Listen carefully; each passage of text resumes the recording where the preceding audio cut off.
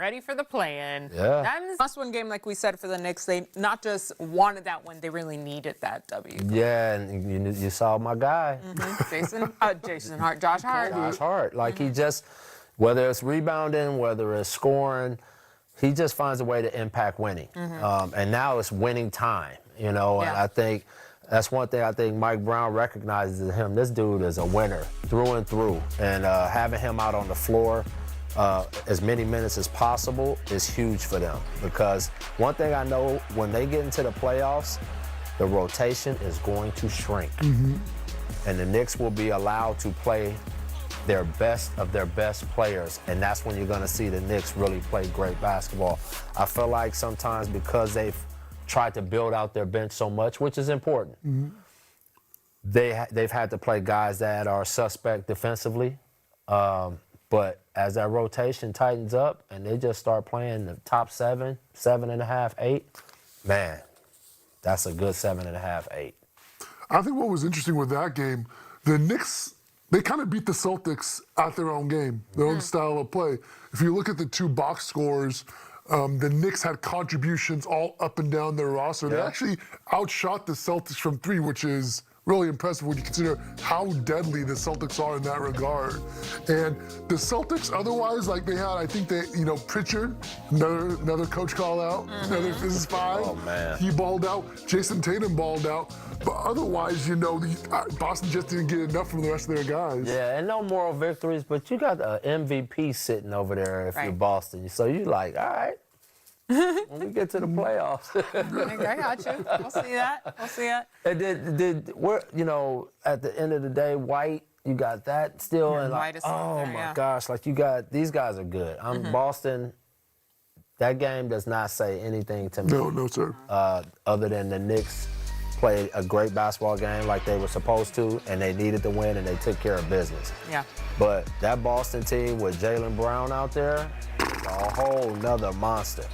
And I'm not saying the Knicks can't compete with them, but man, that's a big, you're talking about top 4 player in the league, top 5 player in the league, sitting on the sideline. Both those names you mentioned. I mean, both those names. Those are big contributors to what they do. And so the fact that this game was that, Joe Mazzulla, he ain't giving them no moral victories, but he's like, okay. He's taking notes, okay? He wrote that one down. Yeah, it's just doo-doo-doo-doo. It's like the Arthur meme where he's just like folding his fist on something.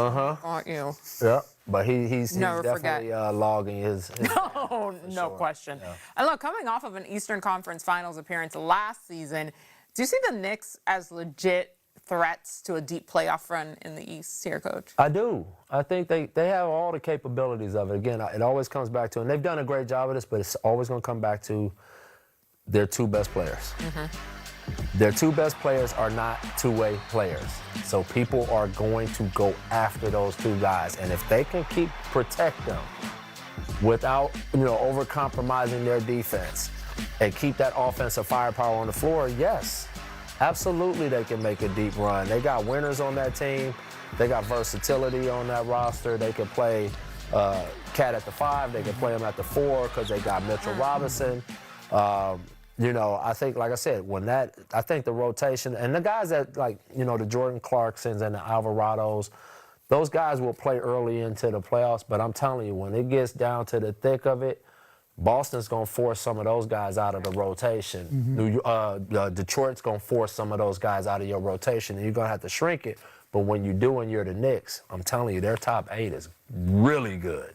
All right. Yeah. I love that. Okay, let's take a look here, Guy. At your guy, Coach, actually. Josh Rookie Ladder is out on NBA.com. The top 3 have remained the same almost all season. Con, Cooper, and VJ. Not always in that order. But that is the current order with Con Knipple at number 1. So he is at, that's... Yep. I'm surprised at the order a little bit. Yep. You are after the 50 ball? Or I think I saw Cooper at the Clippers game. Yeah. Live. Kid's real. He had the first 16 points for that Mavs team. It was super impressive. No, I do not disagree with you at all. But what Colin is doing right now is that's crazy. Undeniable. Yeah. I think the biggest knock against Cooper is just that he hasn't been available. I mean, and that ain't even that big a knock, right? The kid is a baller. But my thing is, let's just look at it from this lens right here. If Khan got the same usage rate as Cooper, from the standpoint of touches, opportunities, like look how much he has to share on that team. What would his numbers be at his efficiency? Okay. Think about that. So That's he's true. already scoring basically at the same rate with less.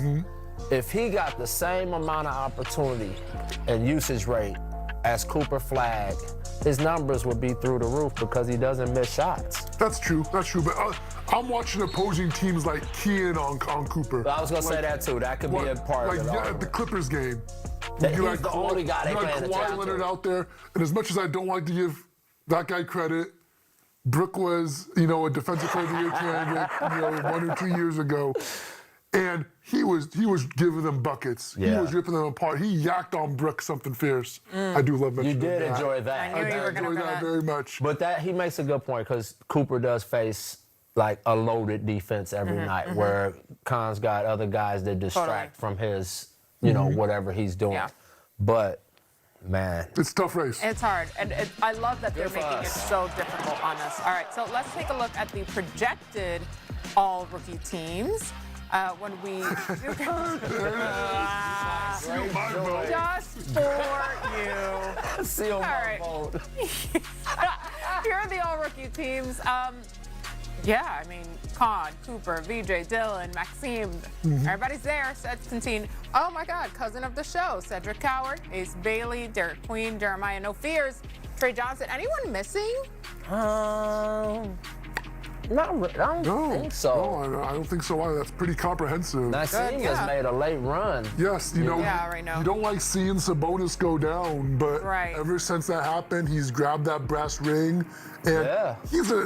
he's a skilled player. He was at Stanford for 4 years. He can step out, shoot the three. He's skilled around the rim. I like to see him take another step defensively, but offensively, man, great player. Yeah. Skilled player. Yeah. I mean, he's really taking advantage of his opportunity, and good for him. I mean, to turn that into an all-team. First team, yeah. That's pretty good, man. And so I don't see any names on there that don't belong. Right. I think that's the best way I can say it. It's like, Yeah. No, that makes sense. I think that keeps me Very safe. democratic. I know. Instead of trying to figure out Safe and sane. Not losing all your of mind. those guys should be on that list. Yeah, man, 'cause they've Ace proven it. Bailey, who has had a tremendous year. Well, I mean, I've been saying them, wow. him and his counterpart over there. What's the other wing? Gosh, I'm drawing a blank now. Cody Williams. I'm telling you, keep watching Utah. I know it's tough right now with the tank commander over there. Shenanigans. Yeah, but Shenanigans. they got those two wings. They got some tough guards in Keontae George and the other kid from SC. They got bigs that can shoot. Laurie Markkinen, JJ. JJ. I mean, Walker Kessler back there blocking shots. They got something they're putting together really nice. I was there in the beginning of this process, and it's kind of cool to watch it now starting to. come together, at this point in the season. You've been a huge fan of Queen and Fierce this season. They're both up there. Yeah, and when Zion wasn't in the lineup as frequently, which, sidebar, love having Zion out there finally. It's so great to see him do his thing. But that's when they were really making their push. You had Jeremiah Fears and especially DQ, Dancing Queen out there, really doing his thing. And understandably, when Zion came back, he took a step back in that regard. So I think that's why we're seeing him on the second team. Yep. But, man, I love seeing that for New Orleans because it's been a long time since they've had that kind of spark of youth out there for them. Hugh, Blow a balloon, it's not easy. Not possible. again, I popped it because of who they're going up against. I don't think they Later. But it will be whoever faces Toronto. It's not going to be a cakewalk. Like they bring a lot of athleticism to the game, a lot of speed, a lot of length, and they are extremely well coached. Yeah. Like they play to their strengths. They know who they are, and they're extremely versatile. So that kind of defense, when you got toughness like that and length, you can bother a team in the playoffs, because you're not getting ran around with their system. Can they make enough shots to stay with the great teams? I don't know. I don't think so. That's just my opinion, but you can't deny. I mean, from the first day we walked in here together this year, Toronto was right out the gate the surprise team. Yeah. Like they was like just kind of beating people right away, and then like they calmed down, but they have consistently stayed right in the middle of that pack, and no one expected them to be there this year. Yeah, I agree. Toronto, impressive. Miami, not wanting to be in the play-in, but struggled tonight against this Raptors. Yeah, they did.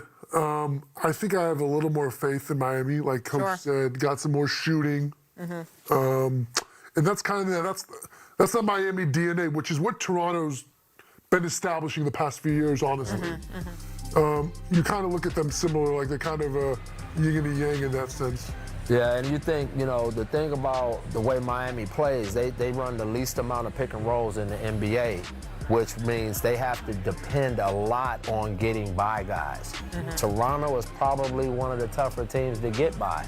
You know, when they spread out and build their defensive shell, you know, they can keep their chest in front of you and have you shooting over the top of 6'7", 6'8" guys. So that's what you saw a lot of tonight. Miami ended up settling a lot for jump shots, but not a great matchup for Miami. Right.